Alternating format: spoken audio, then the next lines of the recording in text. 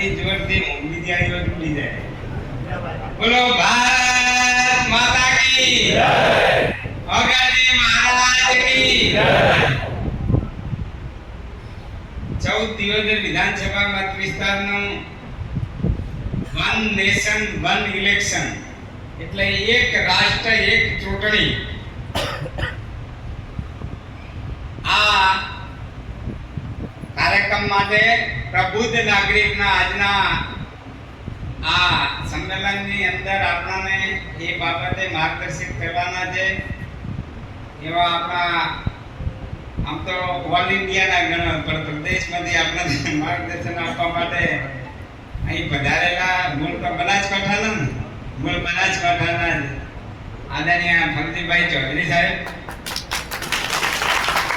આ one nation one election એ કાર્યક્રમના જિલ્લાના સહ ઇન્ચાર્જ બેન અવનીબેન, અહીં પહેલી હરોળમાં બેઠેલા અગ્રાજી સૌથી જૂના ત્યાંથી કરી અને મંચે સૌ આગેવાનો, અહીં ઉપસ્થિત સર્વે વડીલો, ભાઈઓ બહેનો, યુવાન મિત્રો, પત્રકાર મિત્રો, આ વન નેશન વન ઇલેક્શન એક રાષ્ટ્ર એક ચૂંટણી એ બાબતે આપણને માર્ગદર્શન આપવાના છે આદરણીય ફલજીભાઈ. એટલે એ બધો જ વિષય તમને સમજાવશે. આજના આ વન નેશન વન ઇલેક્શનના કાર્યક્રમમાં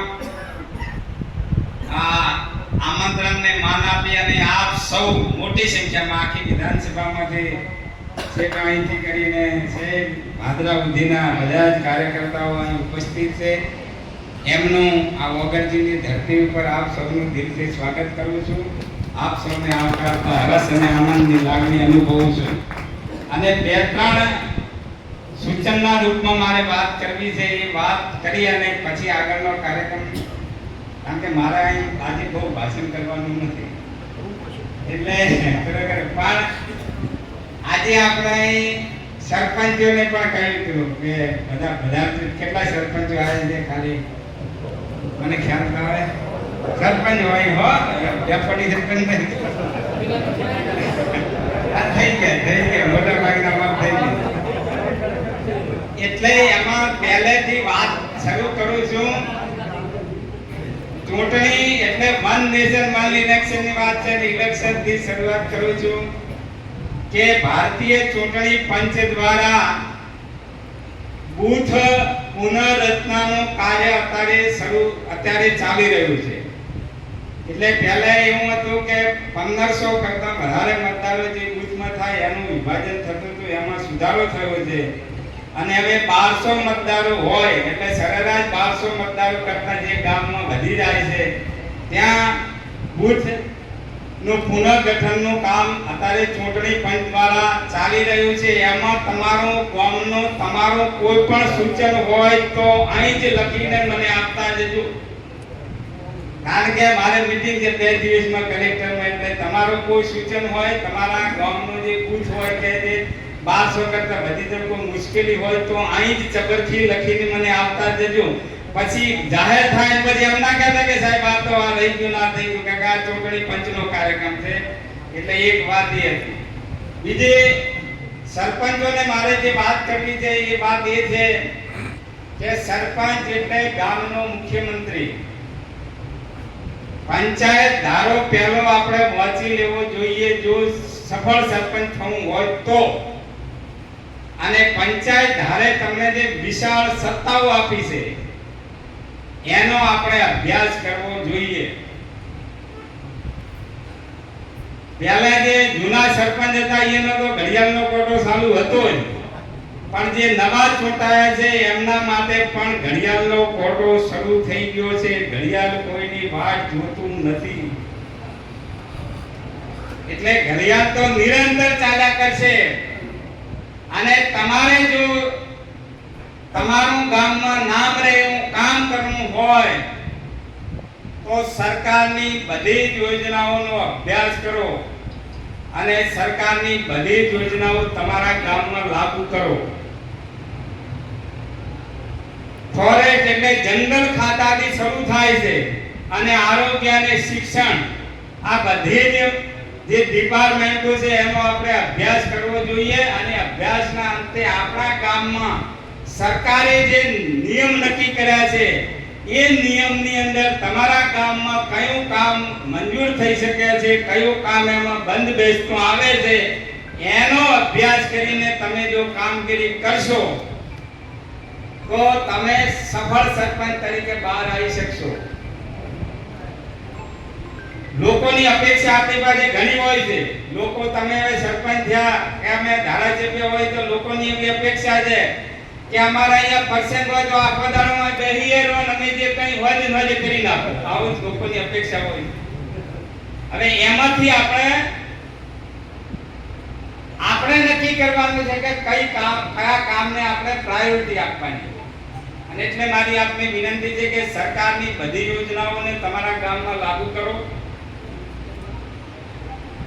તમે જેટલો અભ્યાસ કરશો, જેટલો ખોતરશો એટલું કામ નીકળે જશે.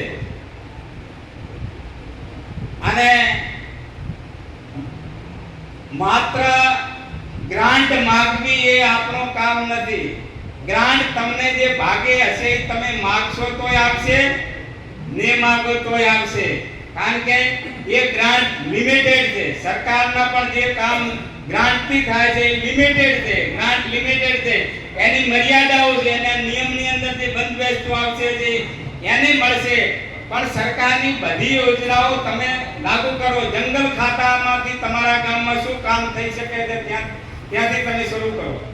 પછી દરેક ડિપાર્ટમેન્ટ લો, એક એક કામ તમે કરો. 20-25 ડિપાર્ટમેન્ટ હોય ને એમાંથી 5 કામ કરશો તો પણ દેખાવા મળશે કે આ કામ ગામની અંદર નવું થયું, આ કામ ગામની અંદર નવું થયું. તો આ કામ કરવાનું છે. બોલો, કરશો? હે, સરપંચો બોલવા જોઈએ. હખાયા ને સરપંચો બોલવા જોઈએ કે આ કામ અમારે કરવું છે. અને જો સરપંચ બોલે, સરપંચ મક્કમ નિર્ધાર કરો. કેટલાક કામ એવા છે કે જે તમે કરો તો એમાં તમારે જ કરવાનું છે, કોઈની રાહ નથી જોવાની.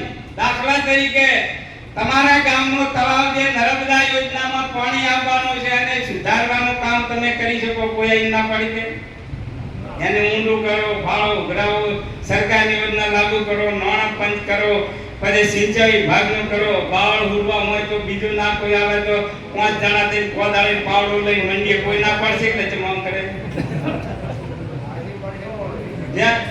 જ્યાં રોડ બનતા હોય, રોડ બનતા તમે જો હવે રોજ તમે મીડિયામાં આવે કે આટલા પાણી અને પેલા વાહને ડૂબી જઈને આટલું શેના માટે છે, તમે એનો અભ્યાસ કરજો. રોડ બન્યો એટલે બે બાજુ કોતો કમ્પાઉન્ડ વોલ થઈ ગઈ છે, નકે બે બાજુ પાળા થઈ ગયા છે. એટલે પાણી ચો જાય ત્યાં ધાતુથી બધું બંધ થઈ ગયું. આપણી જવાબદારી છે કે ભાઈ જ્યારે આવું થતું હોય ત્યારે કેવું પડે કે પાણી નિકાલ રાખે, બીજું બધું બરાબર છે. તો આ સમસ્યાઓ નો નિરાકરણ આવી શકે. એટલે તળાવ સુધારણાનું કામ એની હાથે હાથે થવું જોઈએ કે આપણા વિસ્તારમાં જ્યાં જ્યાં નર્મદાનું પાણી પહોંચવાનું છે આગામી સમયમાં નર્મદા પાઇપલાઇનનું કામ શરૂ થઈ ગયું છે. ન મનાતું હોય તો રોટીલા પાઇપલાઇન ઉતરે છે, તમારે જોવું હોય તો જોઈ લો. બરાબર છે, એટલે કામ શરૂ થઈ ગયું છે. બરાબર છે. એટલે એ પાણી આપણા તળાવમાં પહોંચે એના પહેલા બધા જ તળાવો સુધારવાના છે. આ વાત હું 2.5 વર્ષથી કરું છું. જે તળાવો બાકાત રહી જાય છે અને નીમ નથી, એ તળાવો તમારે નીમ કરવા પડે તો એની આગળની કાર્યવાહી થશે. બરાબર છે. ભગવાનની મહેરબાની હશે અને ભગવાનની કૃપા હશે તો આપણો લક્ષ્ય કે નીમ થયેલો એક પણ તળાવ નર્મદાના જોડાણથી બાકી ના રહે, આપણો પ્રયત્ન રહેશે. પણ તમારે નીમની બધું તો કરવું પડશે ને. આ તો બધા સરપંચો કે સાહેબ કે ઠરાવ જ દીધો, ઠરાવથી કોઈ કામ થતું નથી. ઠરાવ તો ટેકો છે. અને ઈ શેના માટે કોઈ એવું કામ હોય એમાં સરકાર ઠરાવ માગે છે, ટેકા રૂપે માગે છે. સરકાર જ માગે ને અને આપણે ઠરાવ કરીને આવીએ છીએ ને. તમે એની દરખાસ્ત મેલો, એની પાછળ તો દરખાસ્ત ક્યાં અટકી છે, શેના કારણે અટકી છે, શું પૂછતા જોવે છે એ ભાઈ મૂકી દે તમે. એની પાછળ જો તમારે પ્રશ્નો ગામમાં ઉકેલવા હશે તો પ્રશ્નો હાથે બાદ ભેળવી પડશે. અને એને બાથે થવું પડશે. આ કરતા કે ને કોમ્પ્લેટ બાથે થવું કે